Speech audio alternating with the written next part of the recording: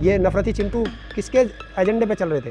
BJP के एजेंडे। वो दोनों धर्मों का दुश्मन है। इनका कोई भी चैनल उठा के देख लो, कोई शाम के समय सब पे मुर्गे लड़ेंगे। माफी वीर हैं, पहले से हैं, इनका इतिहास माफी वीरों का है। कौन कह रहा मैं हिंदू विरोधी हूँ? और मोदी के लिए गलती नहीं हो भाई, विपक्ष वालों के लिए, सबके लिए गलती हो जाती है। आम हिंदुओं को तो मरवाती है।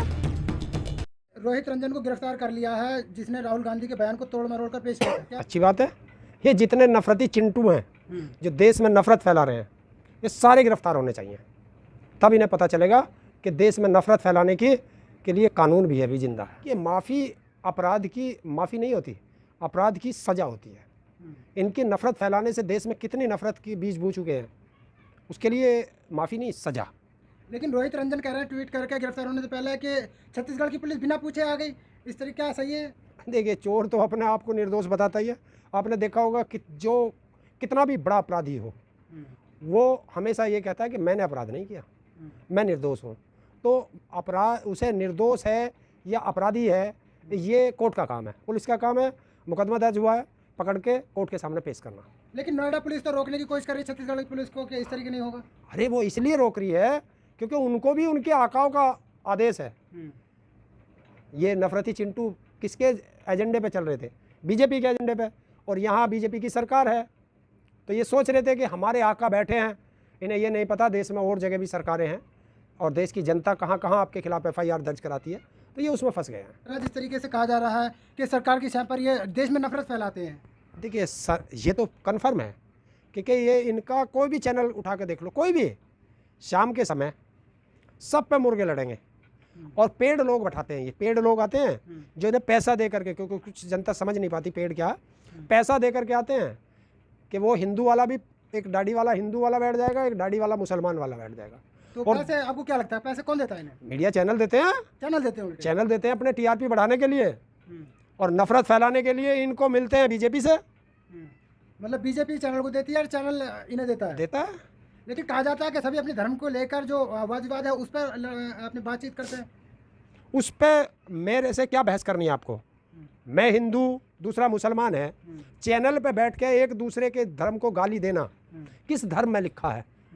ना हिंदू धर्म में लिखा है कि किसी दूसरे धर्म का अपमान करो, ना मुस्लिम धर्म में लिखा है कि वो हिंदू धर्म का अपमान करे। जो भी अपमान करता है वो दोनों धर्मों का दुश्मन है। लेकिन कहा तो जा रहा है कि जब हिंदू खतरे में है तो न्यूज़ चैनल और बीजेपी आवाज़ उठा रही है। पहले हिंदुओं का नाम नहीं लिया जाता था, अब लिया जाता है। देखिए, मैं तो हिंदू हूँ और कोई खतरे में नहीं। काहे का खतरा? नहीं, आप तो विरोधी है ना, बीजेपी विरोधी है, हिंदू विरोधी है। कौन कह रहा मैं हिंदू विरोधी हूँ? हमेशा बात करते हैं। क्या करता हूँ? पहले जिनका जब और की सरकार थी UPA की, तब हिंदुओं का नाम नहीं लिया जाता। इस देश में कौन माई का लाल है जो मुझे सर्टिफिकेट देगा कि मैं हिंदू हूँ या मुस्लिम हूँ? किसने अधिकार दिया आपको कि आप मुझे सर्टिफिकेट देंगे? किसने अधिकार दिया सरकार को मुझे सर्टिफिकेट देगी? नहीं, हिंदुत्व की आइडियोलॉजी पे चल रही है बीजेपी, आप विरोध करते हैं। कौन कह रहा है हिंदुत्व की आइडियोलॉजी पे चल रही है? हिंदुओं का बचाव नहीं करती बीजेपी ना। कौन कह रहा? हिंदुओं को तो मरवाती है। कैसे मरवाती है? हाथरस कांड किसके, कौन था वो? हाथरस कांड की जो बेटी थी वो हिंदू नहीं थी, वो हिंदू नहीं थी। उसके लिए बीजेपी क्यों सामने खड़ी थी? लेकिन अपराधियों को बचाने के लिए। जो उन्नाव में कांड हुआ था वो नहीं थी। और जब बीजेपी के गुंडे लखीमपुर खीरी में वोट देने जा रही एक महिला का चीर हरण कर रहे थे, क्या वो महिला नहीं थी? ये महिला नहीं है, ये हिंदू नहीं थे, नहीं, वो जातिवादी थे। ये जो दोहरा चरित्र है ना इनका, वो धीरे धीरे उजागर हो रहा है। लेकिन जिस तरीके से सूचना मंत्रालय की तरफ से कंट्रोल करने के लिए कहा गया था, तो आपको लगता है कुछ उसका असर हुआ सूचना मंत्रालय का? ना, कुछ भी नहीं। कहाँ कंट्रोल हुआ? कहाँ कंट्रोल हुआ? आपने देखा कि किस तरह नूपुर ने एक धर्म पर टिप्पणी की और वो अभी तक बाहर। और एक पत्रकार जो मुस्लिम है, उसने एक पिक्चर का एक फोटो ट्वीट कर दिया 40-42 साल पुरानी फिल्म का, और वो जेल के अंदर है। तो धार्मिक भावनाएं भड़केंगी तो जेल में नहीं जाएगा? उससे नहीं भड़की जिससे हमारे देश की विदेशों में इंटरनेशनल बेइज्जती हुई हो, वो धार्मिक भावना नहीं थी। जिसकी इंटरनेशनल बेइज्जती होने के बाद, जिसके बयान के बाद एक व्यक्ति की हत्या हो गई,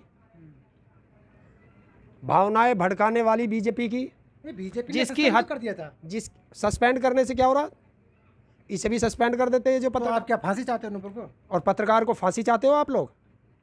हमने तो ऐसा भी देखा बीजेपी के राज में मिड डे मील में नमक रोटी दी जा रही है, और उस पत्रकार ने ये खबर चला दी कि मिड डे मील में सरकार को आईना दिखाया कि तुम्हारे अधिकारी तुम्हारी योजनाओं को कैसे फेल कर रहे हैं। उसने तो सरकार के फेवर की बात की, लेकिन सरकार को वो गलत लगी, उस पत्रकार को जेल भेज दिया। वो पत्रकार बीमार हुआ, उसको कैंसर हुआ, आज वो पत्रकार इस देश में नहीं है।